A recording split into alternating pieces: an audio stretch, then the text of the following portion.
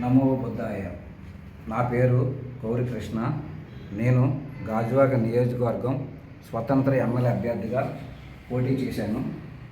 నా సేవలు గుర్తించి ఆంధ్రప్రదేశ్ తెలుగు సేన రాష్ట్ర అధ్యక్షులు కడల రాంబాబు గారు, ఉపాధ్యక్షులు ప్రవీణ్ గారు ఆధ్వర్యంలో ఈరోజు గాజువాక నియోజకవర్గ సంయుక్తకర్తగా మరియు కన్వీనర్గా బాధ్యతలు చేపట్టడం జరిగింది.